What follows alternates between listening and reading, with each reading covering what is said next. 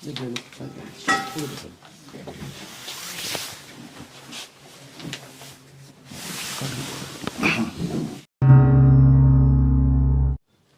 Association कभी भी अजीत सिंह के साथ नहीं रही, ना हमारा मुद्दा कोई अजीत सिंह के साथ डिस्कस हुआ, ना हमने उसको कहा।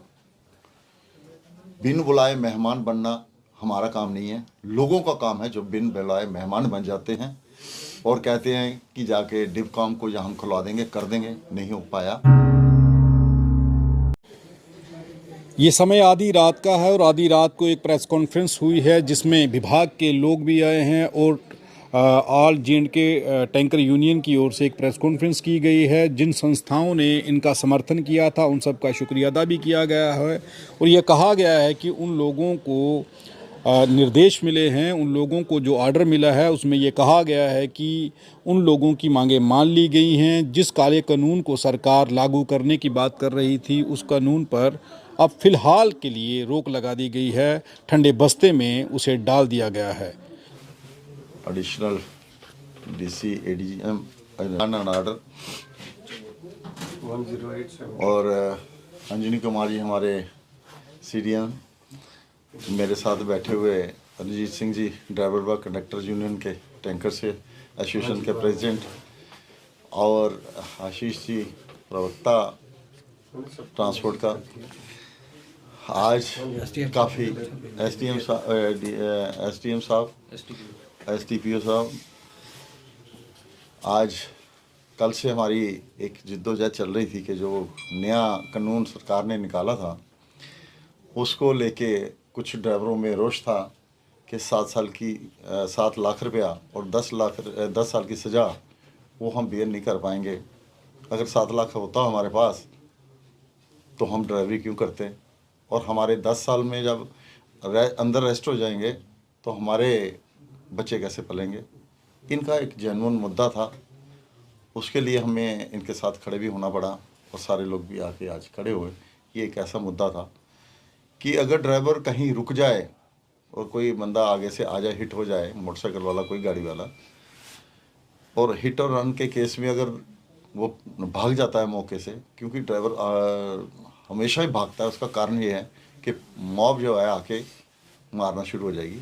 शायद वो यहाँ तो इतना नहीं है, आप बाहर चले जाओगे पटना या आप बिहार या यूपी या उस साइड, वहाँ तो ऐसा है कि लोगों की आंखें तक निकाल देते हैं, गाड़ियाँ जला देते हैं। तो इनको डर था कि हमारे ऊपर ऐसे केस लग जाएंगे, हम नहीं परवाह कर पाएंगे। उसको लेके बैठे हुए थे। अब शाम को SSP साहब ने बुला लिया और साथ में DC साहब भी वहाँ पे आ गए। तो उसके साथ हमने कहा कल कोई नहीं, देखते हैं, कल बैठ के तो बात करेंगे। तो उन्होंने सुबह का टाइम दिया था। इन बिटवीन फिर मेरे को दोबारा प्रेशर आया तो इन्होंने बुलाया कि आके करो। इतनी देर हमारे साथ गुरुद्वारा प्रबंधक कमेटी के उनका हमारे तरफ से एक रिक्वेस्ट लेटर आया कि आनंद जी कल हमारा नगर कीर्तन निकलना है, उसको देखते हुए आप जो है रात को ही स्ट्राइक जो है खोल दी जाए। और दूसरा आपके SDM साहब हमें बार बार फ़ोन करते, मैं तो घर जा चुका था, फिर उन्होंने बुलाया, नहीं निकलो और निकल के आके मसला इसको हल करो। आज रात को कुछ भी करना है, 2 गाड़ियाँ 4 गाड़ियाँ कुछ भी भरनी है तो इसको भरो। तो जब मैंने देखा कि इनका कल नगर कीर्तन भी है और साथ में ये भी है, तो मैंने अभी सभी को बुलाया ताकि आके चलो आप भी थोड़ा सा आश्वासन इन लोगों को दे दें। और ऑल इंडिया मोटर ट्रांसपोर्ट को ने भी मीटिंग की है, उनको भी होम सेक्रेटरी ने आश्वासन दिया है कि बिना आपके साथ मीटिंग किए बिना ये कानून लागू नहीं होगा, अभी लागू नहीं हुआ और नहीं लागू होगा, आपके साथ मीटिंग होगी तो फिर ही लागू होगा। उसको देखते हुए हम जो है आज स्ट्राइक जो है कॉल ऑफ कर रहे हैं। जैसे एडमिनिस्ट्रेशन, हमारे DC साहब, हमारे SSP साहब, मैडम साहब, सब ने, STPO साहब ने और SDM साहब ने सुबह से हमारे साथ ही हैं, सुबह से हमारे साथ लगे हुए हैं कि किसी तरीके ये स्ट्राइक जो कॉल ऑफ हो जाए। तो मैं इन सब का शुक्रिया अदा करूँगा कि इन्होंने बार बार बुला के मीटिंगें करी और मीटिंग करके कोई ना किसी नतीजे पे पहुँचे ताकि हमारा जो मसला था कुछ कहीं ना कहीं जाके सॉल्व हो। तो लगता है कि हो जाएगा, तो लेकिन हम जो अपनी स्ट्राइक जो है कॉल ऑफ करते हैं।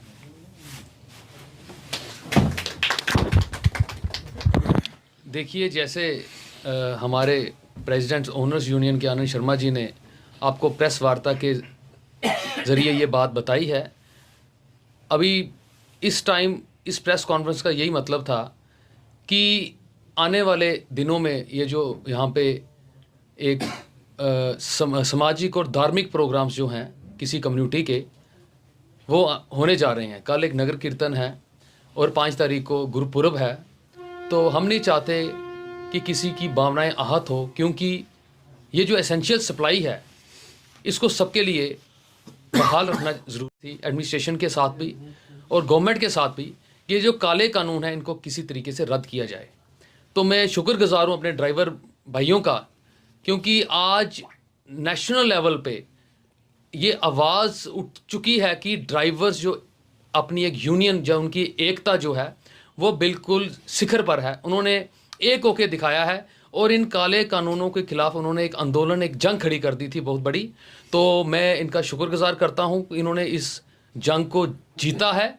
कितना जीता है वो आने वाला वक्त दिखाएगा, क्योंकि जो आश्वासन गवर्नमेंट ऑफ इंडिया की तरफ से आया है, होम सेक्रेटरी की तरफ से आर.के. गोयल जी ने एक प्रेस कॉन्फ्रेंस करके लोगों को संबोधित किया है कि इन कानूनों को हम अभी ठंडे बस्ते में डाल रहे हैं। अभी इस कानूनों की कोई बात नहीं होगी, ना इसकी इम्प्लीमेंटेशन करेंगे।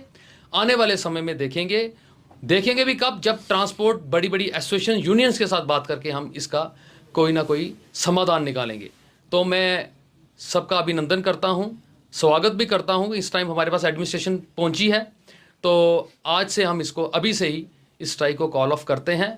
हमारे ड्राइवर्स यूनियन के प्रेसिडेंट सरदार रंजीत सिंह रैना साहब, वो भी सबके मशहूर हैं कि उन्होंने आप सबके ने उनका साथ दिया इस आंदोलन में और इस स्ट्राइक को कामयाब किया।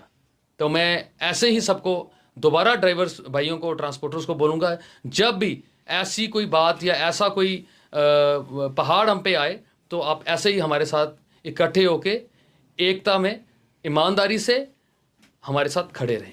आपको लगता है कि ऐसा समय दोबारा आएगा, ऐसे हालात बन सकते हैं? देखिए, ऐसा है, हालात कभी भी बन जाते हैं। ये हालात बनाने में इंसान के बस में नहीं होता। कोई ऐसी चीज़ें हो जाती हैं टाइम टू टाइम गवर्नमेंट की तरफ से या हमारी तरफ से, तो ये चीज़ें कहीं ना कहीं हमारी एक बोन ऑफ कंटेंशन, किसी बातों पे हम बैठ जाते हैं। लेकिन हम इसका हल ये है कि हम बैठ के एक टेबल के ज़रिए बैठ के हम बंद ऑफिस में, दरवाजे में हम अपनी बात रखें और इसका समाधान पीसफुली निकालें। आपने कहा ठंडे बस्ते में इस कानून को भी डाला गया है, रद्द नहीं किया गया है मेरे ख्याल से। देखिए, ठंडे बस्ते का मतलब यही था, इतनी तो कामयाबी हमें मिल गई है ना कि रद्द करना जो है, मुझे लगता है कि उसमें फिर पार्लियामेंट को या कुछ ऐसा कानून दोबारा से उनको रिपील करने में, अमेंड करने में टाइम लगेगा। ठीक है, वो भी हमारी बातचीत चलेगी, लेकिन हम भी पीछे नहीं हटे हैं। हमने भी अपने ड्राइवर्स को बोल के रखा है कि जब तक इनको रिपील नहीं करेंगे, ख़त्म पूरी तरीके से नहीं करेंगे, तब तक हम चुप नहीं बैठेंगे। अभी तक गवर्नमेंट ने जो हमें आश्वासन दिया है कि हमने इसको ठंडे बस्ते में डाल दिया है। तो आपका मानना है कि आपका जो एकजुटता है उस वजह से रिजल्ट आया है, लेकिन एडमिनिस्ट्रेशन भी शायद इस चीज को लेकर कंफ्यूजन में है कि जो आपकी ट्रांसपोर्ट एसोसिएशन है वो एक बैनर पर नहीं आ पा रही। अजीत सिंह जी अलग बैनर चलाते हैं, आज वो यहाँ पर कहीं नहीं दिखे। एडमिनिस्ट्रेशन भी शायद कंफ्यूज होगी कि बात करनी है तो किसके साथ की जाए। आपको लगता है कि आने वाले समय में यदि इस तरह की सिचुएशन होती है तो आप एसोसिएशन से एक बैनर के तले इस तरह से करें ताकि एडमिनिस्ट्रेशन कंफ्यूज ना हो कि आखिर समझौता करना है तो किसके साथ करना है? देखिए, आप जवाब दे सकते हैं। यहाँ पे किसी की कोई कंफ्यूजन नहीं है। हाँ, मेरे बाद ये भी जवाब देंगे, किसी चीज़ की कोई कंफ्यूजन नहीं है। इस यूनियन का इतिहास 1990 से है और ये रजिस्टर्ड यूनियन है।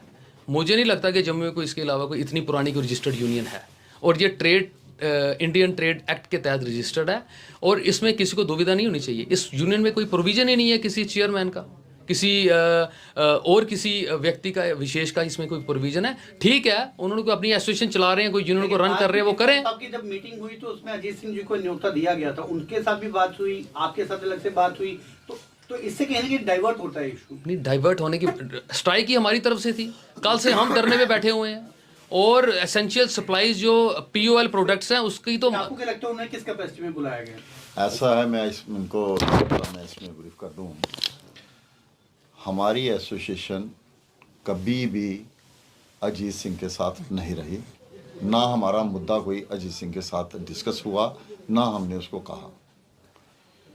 बिन बुलाए मेहमान बनना हमारा काम नहीं है, लोगों का काम है जो बिन बुलाए मेहमान बन जाते हैं और कहते हैं कि जाके डिवकॉम को या हम खुलवा देंगे, कर देंगे। नहीं हो पाया। आज डीसी साहब ने हमें ज़रूर बुलाया, एसएसपी साहब ने बुलाया, हम उनके कहने भी खोल दिया। वो तो चले गए बड़े घर में, हम कहेंगे ठीक है डिवकाम साहब के पास चले गए और उन्होंने पूरा आश्वासन दे दिया कि मैं खुल जाएगी, मैं खुलवा दूंगा। लेकिन जो मुद्दा था उसके बिना खुल नहीं सकता। लोग क्या, ड्राइवर क्या, मालिक क्या, उसको जानता ही कोई नहीं। मैं तो कहूँगा उसको जानता ही कोई नहीं। अगर उसको जानता ही नहीं है तो बिन बुलाए मेहमान बन जाए तो ये तो एडमिनिस्ट्रेशन को सोचना है ना, ये हमारा काम नहीं है। अगर वो बिल बनाए मेहमान कहीं बन गया तो वहाँ हम जाने के लिए तैयार नहीं। पहले भी डीसी ऑफिस में एक मीटिंग हुई थी, पीपीसी के डिपो बंद हुआ था, तभी हमें डीसी साहब के मीटिंग में गए थे तो हमने वहाँ मना कर दिया कि हम इसके साथ नहीं बैठेंगे, आप हमें अलग से बैठो क्योंकि हमारा मुद्दा अलग है। हम किसी के साथ नहीं बैठेंगे क्योंकि हम किसी के साथ नहीं हैं। हमारा मुद्दा हमारे साथ डिस्कस करिए, हम किसी के साथ नहीं करेंगे। हम अपना मुद्दा वहाँ पे रख के आए थे और करके आए थे। आप आज भी जो था, कह रहे हैं कि उन्हें कोई जानता नहीं है, इसका मतलब विभाग को गुमराह कर रहे हैं वो। कौन? बिल्कुल वो मैं साफ कह रहा हूँ कि वो गुमराह कर रहे हैं और उन्होंने आज गुमराह किया है, जिसकी वजह से आज रात को हम 12 बजे बैठे हैं। नहीं तो हम 12 बजे नहीं बैठते, ये हमारी सुबह ही मीटिंग होकर ख़त्म हो जाना था। वो बीच में जो अड़ंगा लड़ा रहे थे जिसके कारण हम भी नहीं बैठे। हमने डीसी साहब ने भी मेरे साथ थोड़ा सा रिजेंटमेंट की, उन्होंने बोला मेरे को कि आप मेरे पास नहीं आए बुलाने पे, तो मैंने उनको स्ट्रेट पे कह दिया कि आप किसी के कहने, किसी आदमी के करें हम उसके नहीं कहते। चलो कोई बात नहीं, हमें इस चीज़ की नॉलेज नहीं थी, लेकिन वो जो भी हुआ वो डिपकाम भी गए, कुछ लोग हमारे टैंकर के लोगों को लेके गया जी, ठीक है, उनके रिलेशन में होंगे, जान पहचान के होंगे, वो लेके गए हैं वहाँ पे जाके। लेकिन पता है मुद्दा क्या है, तो उनको इस चीज़ की नॉलेज कोई नहीं है। लेकिन मैं ये ज़रूर कहूँगा कि आज के बाद वो खुद ही सोच लें कि हम इस मुद्दे में ना घुसें तो अच्छी बात है, क्योंकि हम किसी के साथ चलने वाले नहीं हैं। हमारा मुद्दा अलग से है। हमारे साथ मैडम जी आए हैं, हम इनका शुक्रिया अदा करते हैं कि आज ये हमारे पास आए, यही हमारे लिए बड़ी बात है। अगर ये सुबह आ जाते, बाकी इनको मेमोरेंडम दे देंगे तो ये हमारा मेमोरेंडम जो है आगे तक पहुँचाएँ। मेमोरेंडम की कॉपी दिखा देंगे। थैंक यू, ले लो आप।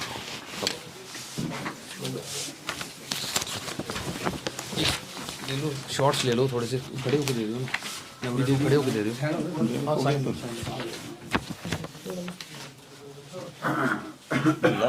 थोड़ा पकड़ाओ ना, नहीं वो दे पकड़ा दो मैम, ले लीजिए करवा लीजिए, ले लो।